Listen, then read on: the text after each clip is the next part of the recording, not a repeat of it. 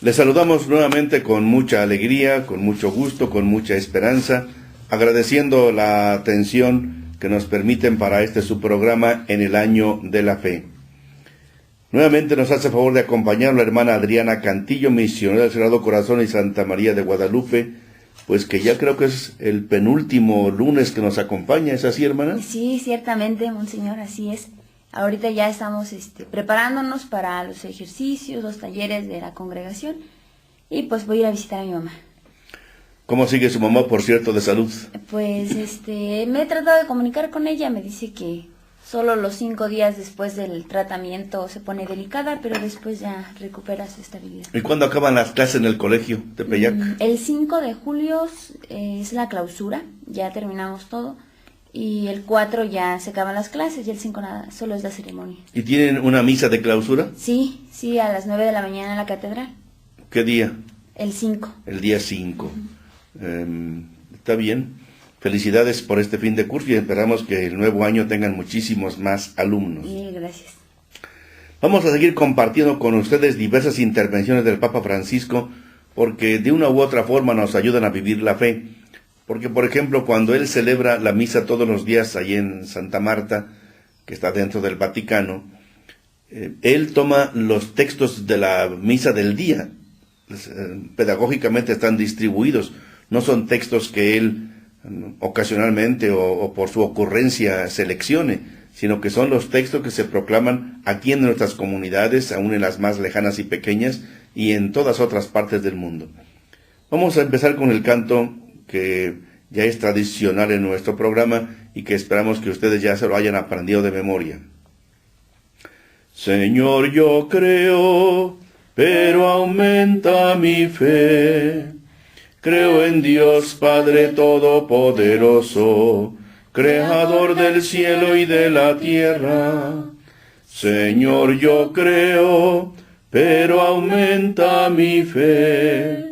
Creo en su Hijo Jesucristo, que vino al mundo para salvarnos. Señor, yo creo, pero aumenta mi fe.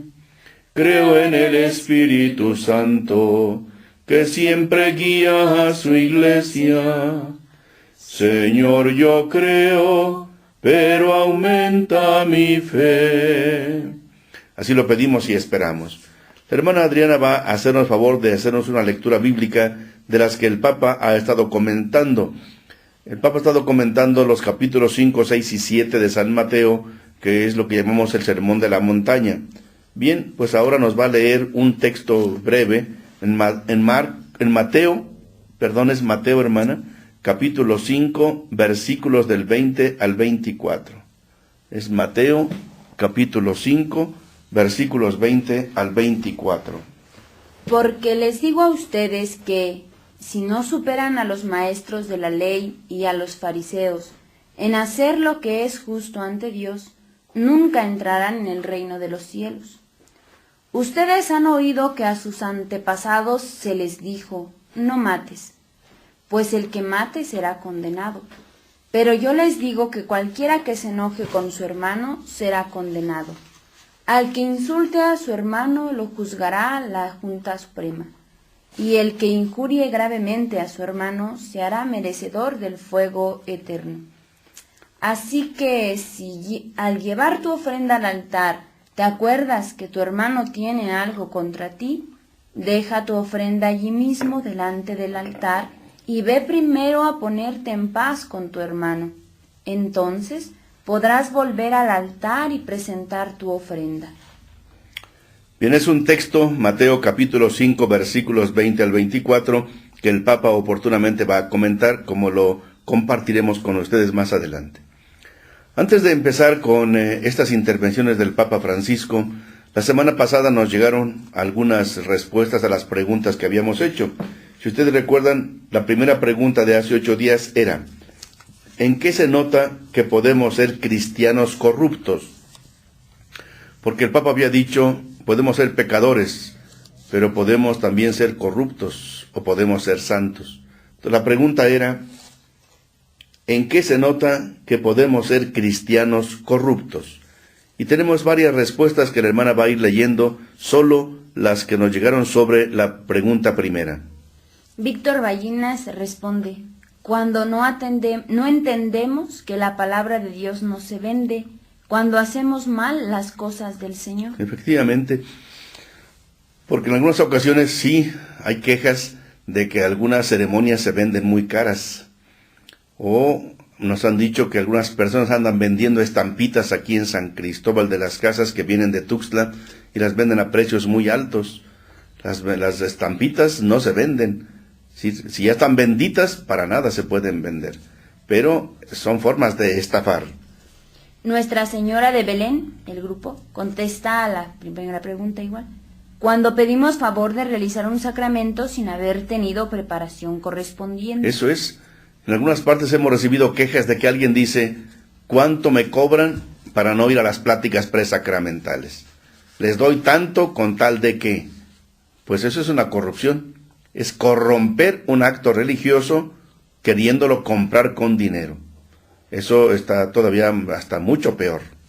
Germán Molina responde: la corrupción se nota en la actitud de cada uno. Sí, porque desde niño uno puede ser corrupto. Si, por ejemplo, lo mandan a la tienda a que compre las tortillas y no regrese el cambio, o en los exámenes anda copiando, es una forma de corrupción. La corrupción se puede notar de muchas maneras.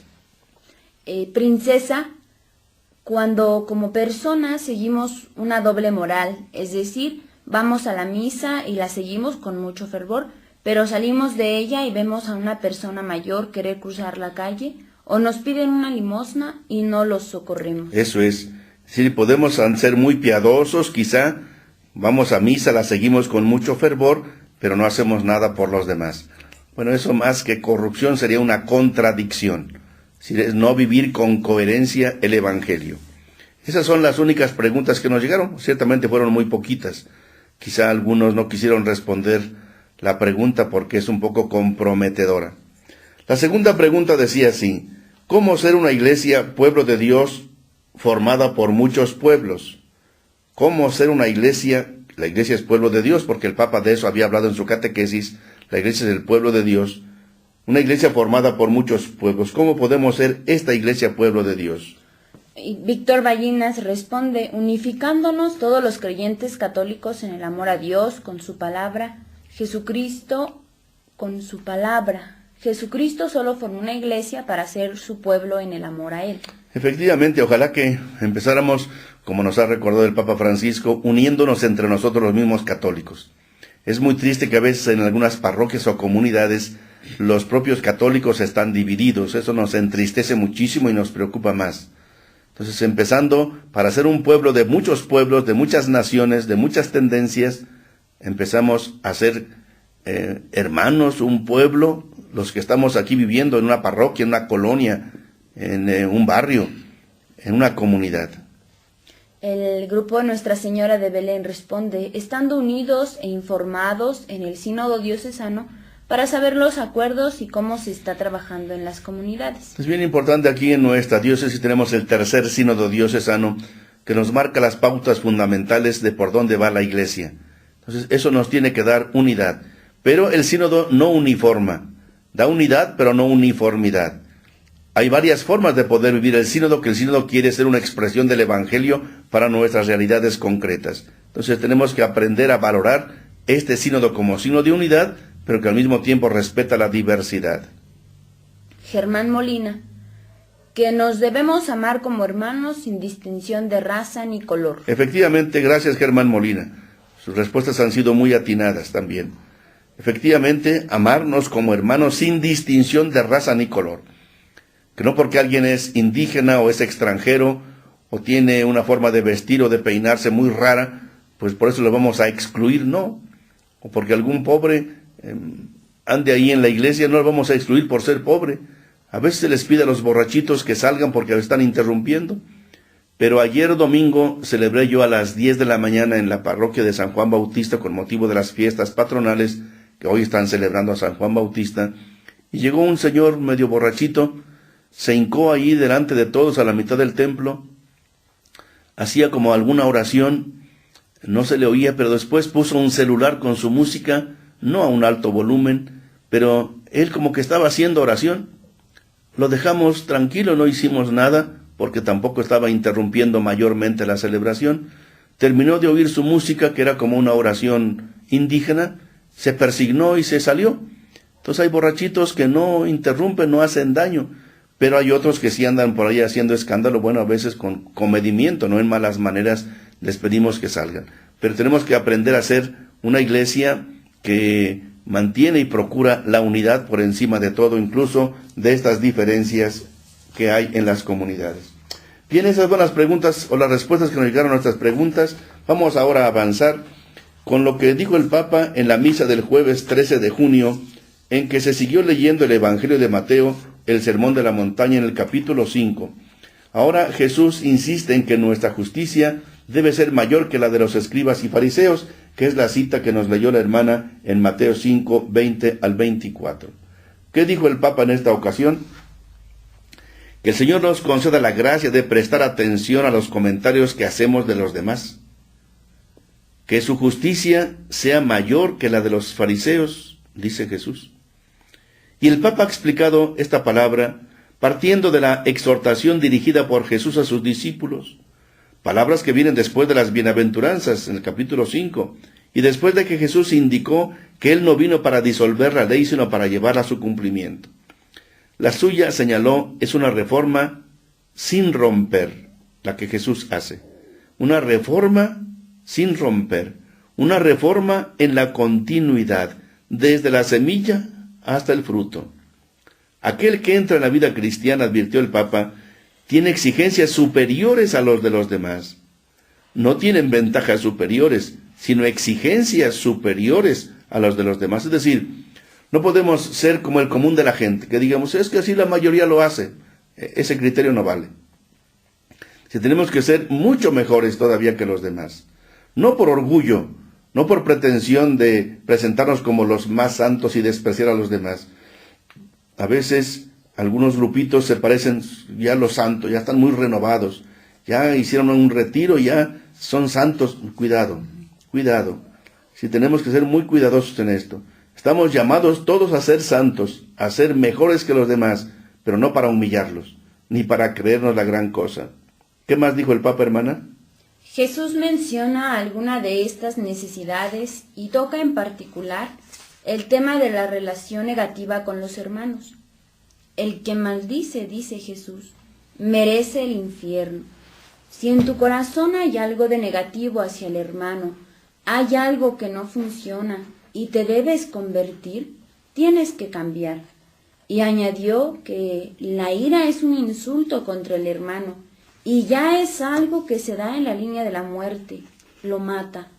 Luego observó que especialmente en la tradición latina hay como una creatividad maravillosa en inventar calificativos, pero advirtió, cuando este epíteto es amistoso, está bien. El problema es cuando hay el otro calificativo, cuando se da el mecanismo del insulto, una forma de denigración de los demás. Cuando dice el Santo Padre que en nuestra cultura hay una creatividad muy grande para inventar calificativos, me hizo recordar que, pues ciertamente, buscamos muchas palabras que disminuyan algo grave o que buscamos los medios para justificarnos o decir que así no era, o que no queríamos lastimar o no queríamos decir, pero son meras justificaciones cuando Jesús pues fue muy exigente y nos pidió que no guardáramos ni el mínimo resentimiento hacia nuestros hermanos. Y continúa el Papa diciendo sobre este texto de Mateo 5, no hay necesidad de ir a un psicólogo para saber que cuando se denigra al otro es porque uno mismo no puede crecer y necesita que el otro sea abajado para sentirse alguien. Y esto, dijo el Papa, es un feo mecanismo. Jesús, con toda la sencillez, dice, no hablen mal el uno del otro, no se denigren, no se descalifiquen. Y esto, dijo el Papa, porque después de todo, estamos caminando por el mismo camino. Todos vamos en ese camino que nos llevará hasta el final. De este modo, si no se va de una manera fraterna, todos terminaremos mal, el que insulta y el insultado. Qué palabras tan prácticas del Papa. No se va con muchas altas filosofías, sino es muy sencillo. No hablen mal el uno del otro, no se denigren, no se descalifiquen. ¿Qué es denigrar al otro? Pues ennegrecerlo, ponerlo de negro, es decir, echarle todas las culpas y todos los insultos posibles. Y dice el Papa, todos estamos en el mismo camino, podemos resbalar en el mismo barro y nos podemos hundir. Tanto el que insulta como el que es insultado. Y sigue diciendo cosas, vean qué cosas tan concretas. Si uno no es capaz de dominar la lengua, se pierde. Y lo demás, la agresividad natural, la que tuvo Caín con Abel, se repite a lo largo de la historia. Si uno no es capaz de dominar la lengua, se pierde. Y puede suceder lo mismo que Caín contra Abel. Se va contra su propio hermano, lo mata por pura envidia. Por pura envidia. Qué advertencia tan clara del Papa. No hablar mal unos de otros, no denigrarse, no descalificarse y cuidar la lengua. El apóstol Santiago dice que si uno domina la lengua, es como cuando uno domina el barco con el pequeño timón, y que no es fácil. Quien domina la lengua, ya es una persona virtuosa, sin saber cuándo hablar y cuándo no hablar, con quién decir una cosa y con quién no decirla, ante quién expresar alguna palabra y ante quién callarse. Dominar la lengua, dominar la lengua. El Papa dice, no es que seamos malos, somos débiles y pecadores. Por eso resulta mucho más fácil arreglar una situación, dice el Papa, con un insulto, con una calumnia, con una difamación, que solucionarla por las buenas. Qué cierto es esto. Cuando hay una discusión entre esposos, o entre hermanos, o entre vecinos, en vez de solucionar las cosas por las buenas y llegar a un cierto acuerdo, dice el Papa, lo más fácil es querer arreglar y terminar todo con un insulto, una calumnia, una difamación. Cállate, ¿tú qué sabes? Tú eres una tonta, un tonto. Tú no tienes preparación. ¿Tú qué sabes? Tú no vales nada, etcétera. Descalificaciones de esa naturaleza, pues que son totalmente contrarias al Evangelio. Concluye el Papa, quisiera pedir al Señor que nos dé a todos la gracia de poner más atención a la lengua en relación a lo que decimos de los demás. Es una pequeña penitencia, dijo, pero da buenos resultados.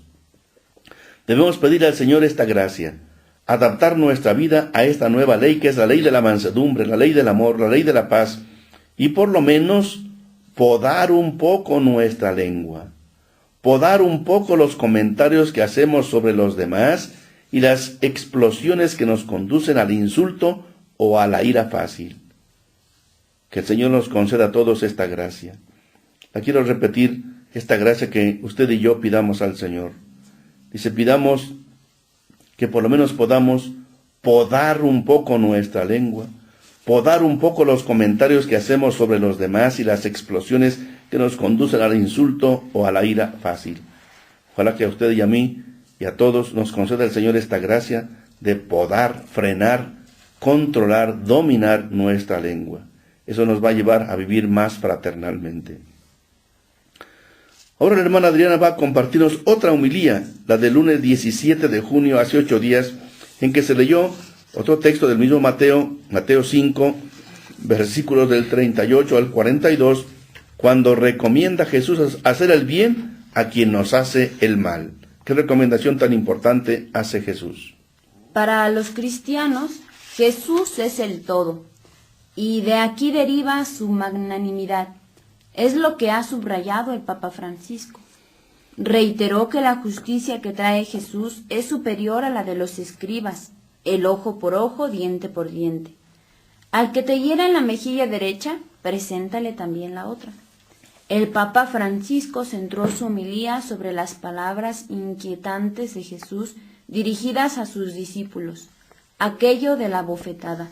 Observó al Santo Padre, se ha convertido en un clásico de los cristianos para reírse. En la vida, dijo, la lógica normal nos enseña que hay que luchar. Tenemos que defender nuestro espacio. Y si nos dan una bofetada, pues nosotros damos dos. Así nos defendemos. Por otra parte, prosiguió, cuando aconsejo a los padres a reprender a sus propios hijos, siempre digo, no en la mejilla, porque la mejilla es la dignidad. Jesús, sin embargo, continuó, después de la bofetada en la mejilla, va más allá, y habla también de dar el manto, despojarnos de todo. Pues, Monseñor, yo no alcancé a entender todo lo que trataba de decir el Santo Padre, cuando decía, bueno, Jesús dice, si te dan en la mejilla, pues pon la otra. Pero el Santo Padre le da un significado mayor cuando dice que la mejilla es la dignidad de la persona. Entonces, cuando Jesús dice, pues pon la otra, ¿a qué se refiere en esos términos? Que me deje quitar toda mi dignidad, ¿o cómo? A Jesús le dan un golpetazo en la mejilla cuando él está en el Jueves Santo por la noche y en la historia de la Pasión. Y él no es que ponga la otra mejilla, pero pregunta, oye, si he actuado mal, si he hablado mal, demuéstramelo, y si no, ¿por qué me pegas? Pero lo importante es que Jesús no devuelve el golpe, no da otro cachetazo. Entonces el Papa dice, cuando yo recomiendo a los papás que eduquen, si les van a dar un golpecito, sí, pero no en la mejilla, porque la mejilla es lo más digno que hay. Es lo más digno. Entonces pegarle a alguien en la mejilla es como pegarle a su persona, a su interioridad, a su dignidad. Entonces el Papa dice, no es que se tengan que evitar todos los golpes. La Biblia misma a veces recomienda a los niños, a los jóvenes, darles un buen manazo, darles una buena cinturoniza. A mí mi papá me dio una vez con una reata, me acuerdo, la única vez que me pegó, pero con eso tuve para corregirme. Entonces la Biblia no prohíbe que se pueda dar un golpe, pero dice no en la mejilla. En la mejilla porque es lo más digno que hay. Pero a veces el Papa dice, los papás aconsejan a sus hijos, que llega el hijo o la niña, dice, me dijo fulano, la madre me hizo, o el maestro, o a mi compañero. Dale. ¿Qué le dicen? Dale, no te dejes, defiéndete. ¿Que no eres hombre? ¿Que no tienes dignidad? ¿Que no tienes derechos? Y Jesús que dice, no solamente no devuelvas el golpe, sino haz algo más. Preocúpate por los demás. Dales algo más, es decir, preocúpate por ellos, no venzas el mal a base de mal, sino el mal a base de bien. Gracias. Y por eso continúa diciendo el Papa en esa homilía, la justicia que Jesús trae es otra justicia totalmente diferente del ojo por ojo y diente por diente. Porque este texto que leíamos efectivamente cita esa frase, dice Jesús, se dijo antes ojo por ojo, diente por diente, si te la hacen, te la pagan. Me la haces, me la pagas. Jesús dice, va mucho más allá. Es otra justicia. Y esto lo podemos entender cuando San Pablo habla de los cristianos como gente que no tiene nada y sin embargo lo tiene todo. Aquí pues está la seguridad cristiana y es en este todo que está Jesús. El todo es Jesucristo. Las otras cosas son nada para el cristiano. En cambio, para el espíritu del mundo, el todo son las riquezas, la vanidad, tener puestos arriba. Y la nada es Jesús.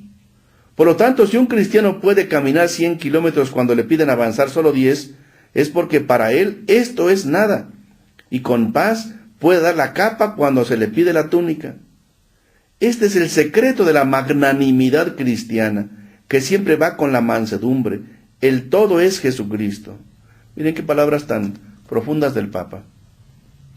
Es decir, si tú has aceptado a Jesucristo, pues ya no te importa mucho ni que te quiten, ni que te golpeen, ni que te peguen si es por Él.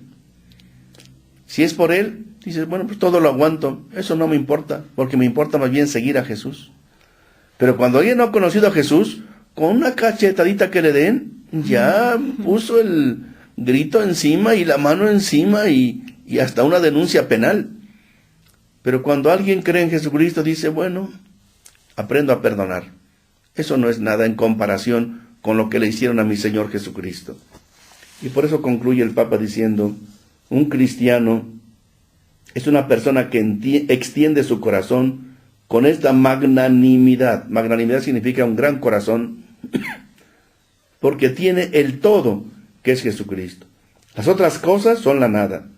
son buenos, sirven, pero en el momento de la confrontación siempre eligen el todo, con esa dulzura, esa mansedumbre cristiana que es el signo de los discípulos de Jesús.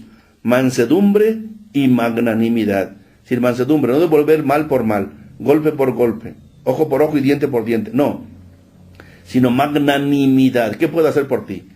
Me pides que te acompañe 1 kilómetro, voy 2. Me pides que te regale mi camisa, te regalo hasta mi chamarra. Es decir, hay que ser magnánimos, de gran corazón, cuando el otro de veras lo necesita. No es dar por dar, sino cuando el otro de veras lo necesita, hay que hacer hasta más de lo que se nos pide. Y concluye el Papa, vivir así no es tan fácil, porque realmente te dan de bofetadas, te las dan, y en ambas mejillas. Porque ¿qué te dicen? No te dejes, eres tonto, que no tienes derechos. Entonces te insultan cuando tú respondes con el bien al mal. Sin embargo, concluye el Papa, el cristiano es humilde, el cristiano es magnánimo, ensancha su corazón. Pues qué homilía tan importante para comentar ese capítulo 5 de San Mateo. Vamos ahora a compartir con ustedes la catequesis del miércoles pasado, el miércoles 19 de junio, en que el Papa sigue ya hablando sobre el misterio de la Iglesia. ¿Qué cosa es la Iglesia? La Iglesia es el cuerpo de Cristo, en eso va a centrar ahora su catequesis.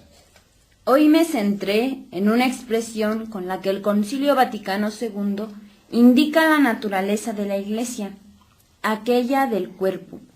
El concilio dice que la Iglesia es el cuerpo de Cristo, lo dice en Lumen Gentium en el número 7.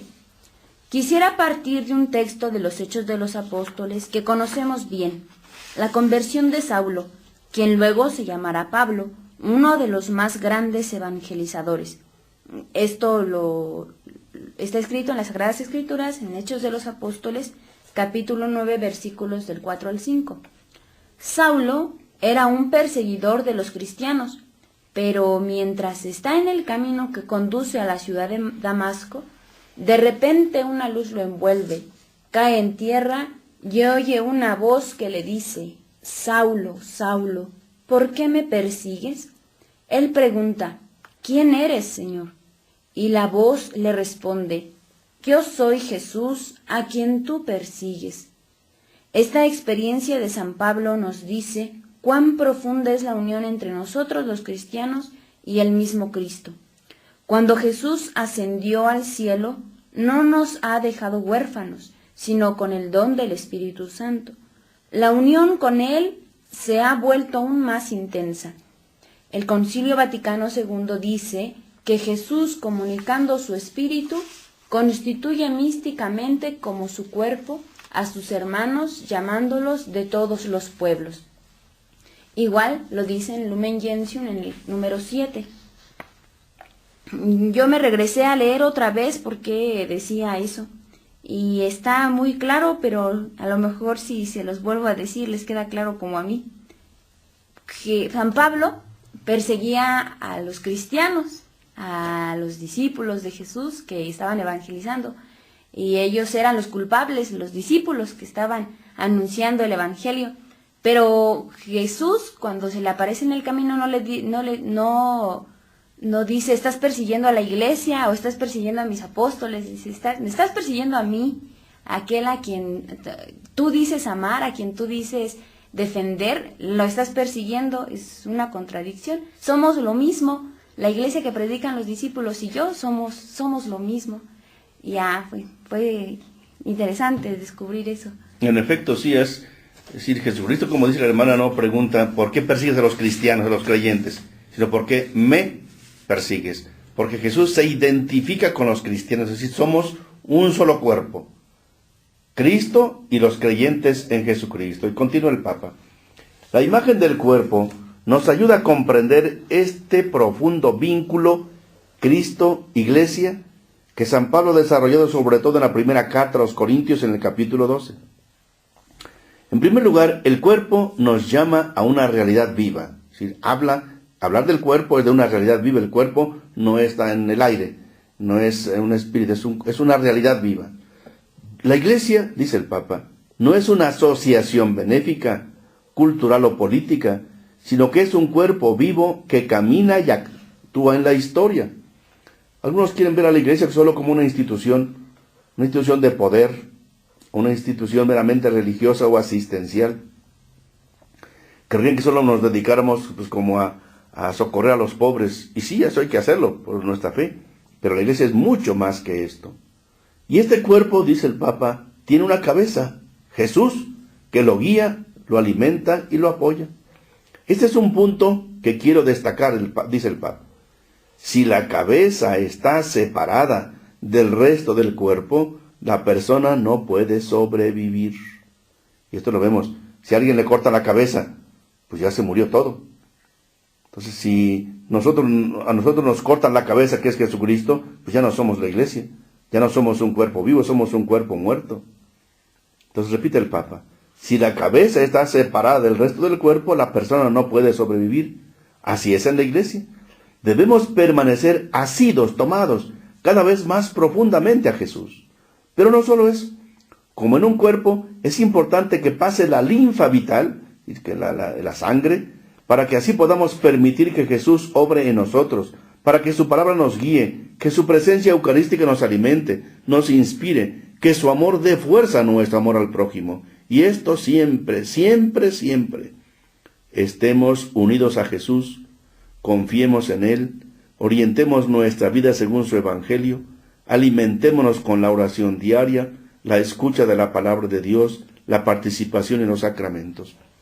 Es decir, si queremos ser el cuerpo de Cristo, tenemos que estar pegados a nuestra cabeza. Si usted no va a misa, pues ¿cómo va a ser el cuerpo de Cristo? Si usted no escucha la palabra de Dios, ¿cómo va a ser el cuerpo de Cristo? Está separado de su cabeza. Si usted no se esfuerza por imitar a Jesucristo, pues no es cuerpo de Cristo, es cuerpo de quizás hasta del demonio. Pero si seguimos a Jesús y estamos pegados, unidos a Jesús, en la oración, en la palabra de Dios, en el esfuerzo por amar como Él ama, entonces sí somos su cuerpo. Entonces sí somos su iglesia. Y aquí está la nota para saber cuál es la verdadera iglesia. La que está unida a Jesús, la que está pegada a Jesús por los signos que Él nos dejó.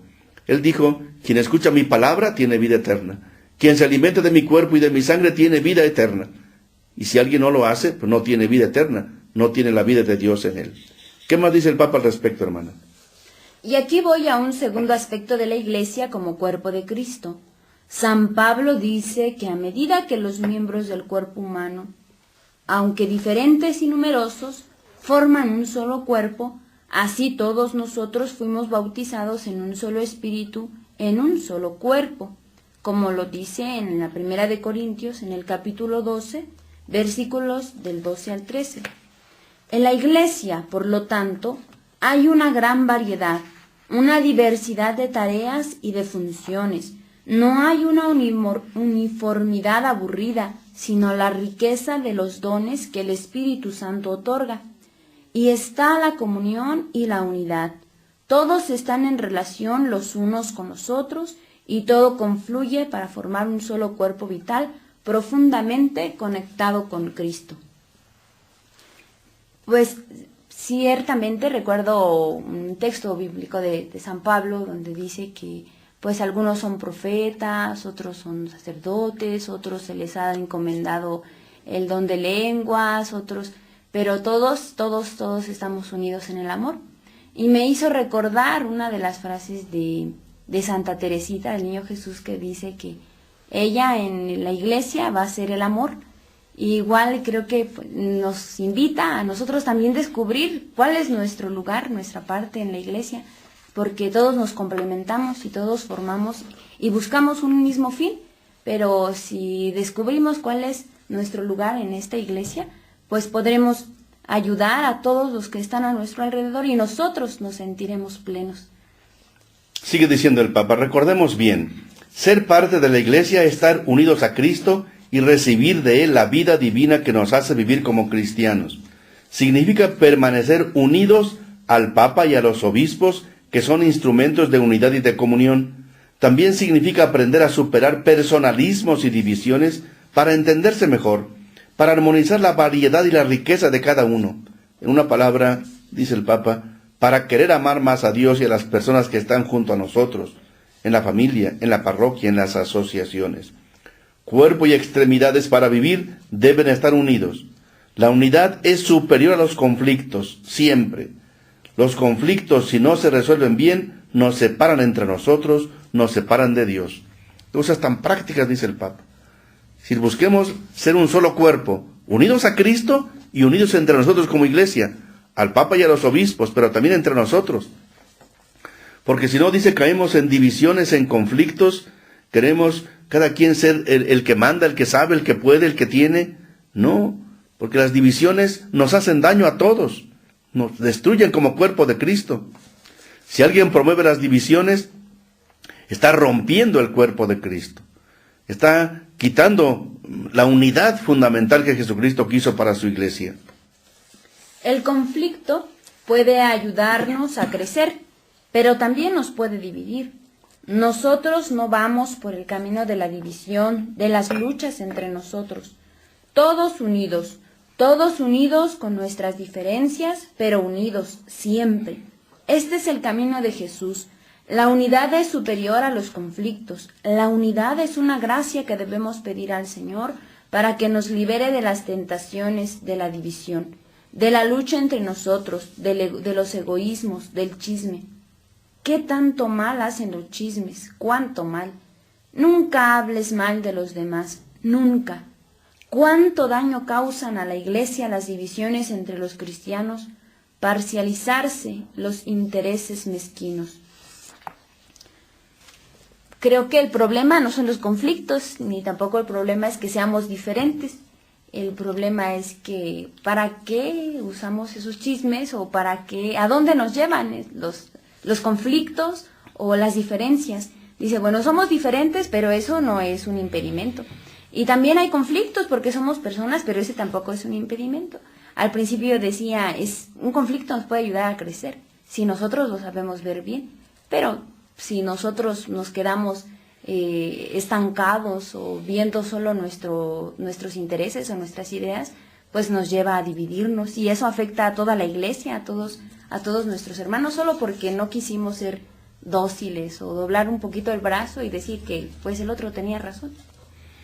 La última parte de la catequesis del Papa es muy interesante. Dice, las divisiones entre nosotros, pero también las divisiones entre las comunidades, cristianos evangélicos, cristianos ortodoxos, cristianos católicos. ¿Pero por qué divididos? Debemos tratar de lograr la unidad. Dice el Papa, les cuento una cosa. Hoy, antes de salir de casa, estuve más o menos media hora con un pastor evangélico y oramos juntos. Hemos buscado la unidad. Y tenemos que orar entre nosotros, los católicos y también con otros cristianos, orar para que el Señor nos conceda la unidad entre nosotros. Pero, ¿cómo vamos a tener la unidad entre los cristianos si no somos capaces de tenerla entre nosotros los católicos? De tener en la familia. Qué preguntas tan insistentes, tan duras del Papa. ¿Cómo queremos estar unidos con los otros cristianos si entre los propios católicos no siempre estamos muy unidos? ¿Cuántas familias luchan y se dividen? Busquen la unidad que hace la Iglesia. La unidad viene de Jesucristo. Él nos envía el Espíritu Santo para lograr la unidad. Y concluye, queridos hermanos y hermanas, pidamos a Dios que nos ayude a ser miembros del cuerpo de la Iglesia, siempre profundamente unidos a Cristo, que nos ayude a no hacer sufrir el cuerpo de la Iglesia con nuestros conflictos, nuestras divisiones, nuestros egoísmos, que nos ayude a ser miembros vivos vinculados entre sí por una sola fuerza, la del amor, que el Espíritu Santo derrama en nuestros corazones. Vamos ahora a escuchar su homilía del Papa del martes 18 de junio, que tiene mucha relación con este tema que estamos tratando y compartiendo con ustedes. Amar a los enemigos es algo difícil, lo sabemos todos, pero el Papa Francisco ha subrayado que es lo que nos pide Jesús y que para perdonarlos es fundamental rezar por ellos, para que el Señor les cambie el corazón. El Santo Padre se interrogó, ¿cómo podemos amar a nuestros enemigos? A quienes toman la decisión de bombardear y matar a la gente, o a aquellos que por amor al dinero no dejan que las medicinas estén al alcance de los ancianos y los dejan morir. Parece una cosa difícil amar a nuestros enemigos, pero Jesús nos lo pide. La liturgia en estos días nos propone esta actualización de la ley que Jesús ha hecho, de la ley del monte Sinaí a la ley de las bienaventuranzas. Y recordó que todos nosotros tenemos enemigos, pero en el fondo nosotros mismos podemos volvernos enemigos de los otros. También nosotros muchas veces nos volvemos enemigos de los demás, no les queremos. Es Jesús quien nos dice que debemos amar a nuestros enemigos, y esto no es fácil, no es fácil. A veces pensamos que Jesús nos pide demasiado y pensamos, dejemos esto para las monjas de clausura que son santas, dejemos esto para alguna alma santa, pero para la vida común esto no funciona.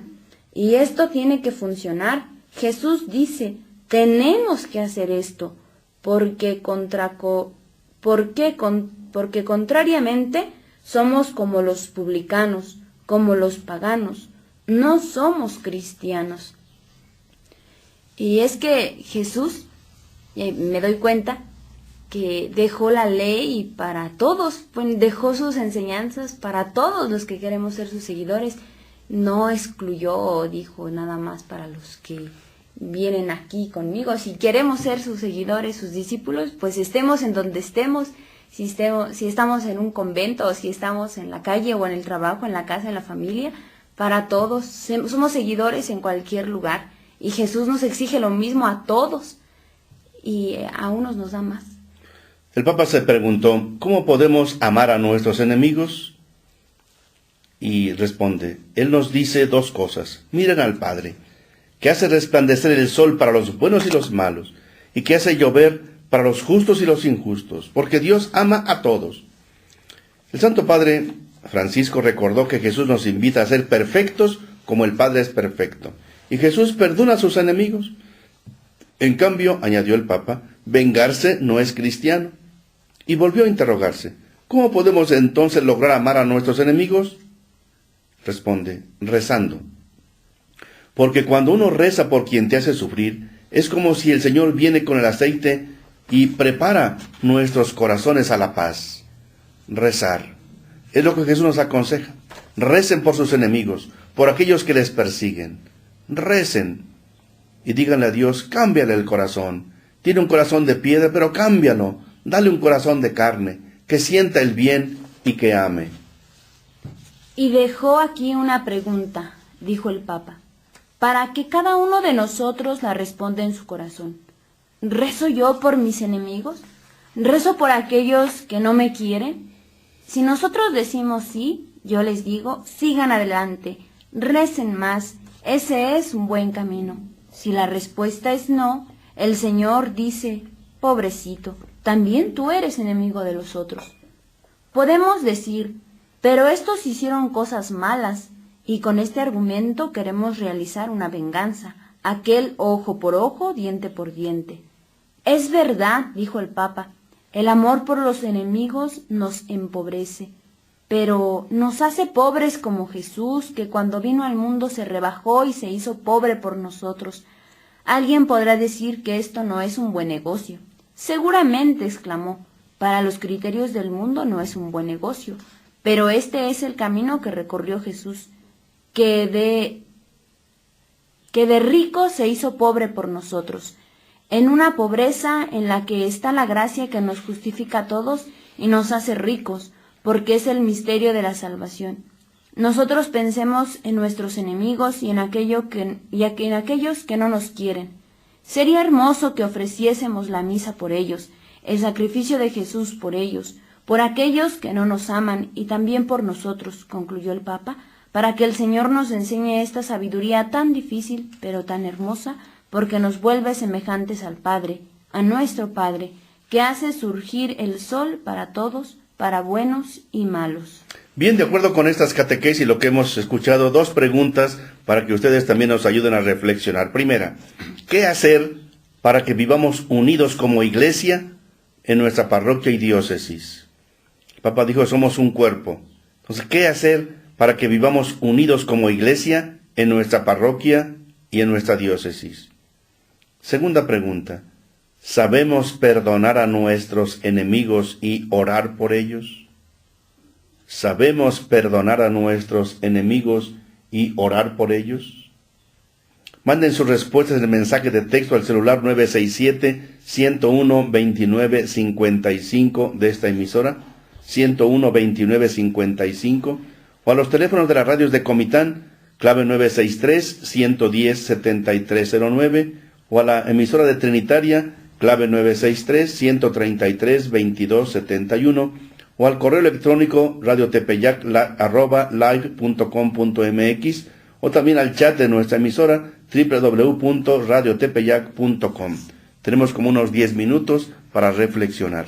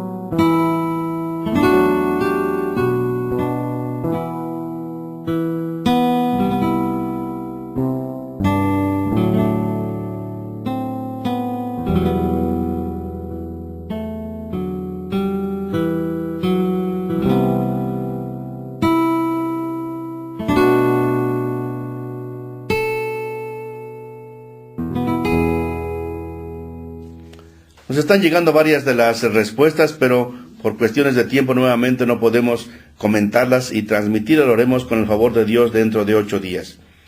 Vamos a pedir a la hermana Adriana que nos ayude con alguna oración para concluir nuestro programa. Corazón de Jesús, en esta tarde queremos darte gracias por todas las enseñanzas que nos regalas para parecernos a ti.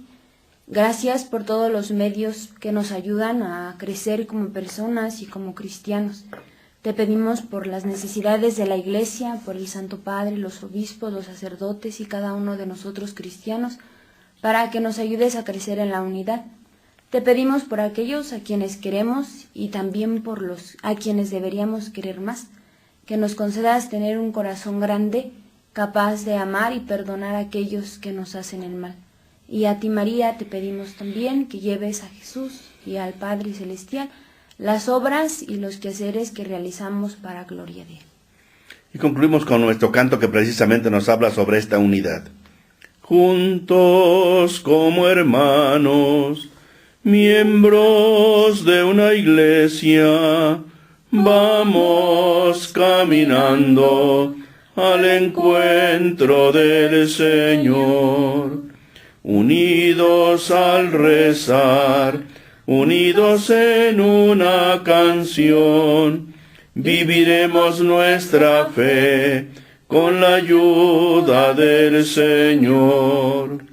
Juntos como hermanos, miembros de una iglesia, vamos caminando al encuentro del Señor. Concluimos nuestro programa con una felicitación a todos los que llevan el nombre de Juan o de Juanita, que están celebrando hoy su fiesta, también preparándonos para las fiestas de San Pedro y de San Pablo el próximo sábado. Que el Señor nos bendiga y nos confirme mucho en la fe. Muy buenas tardes.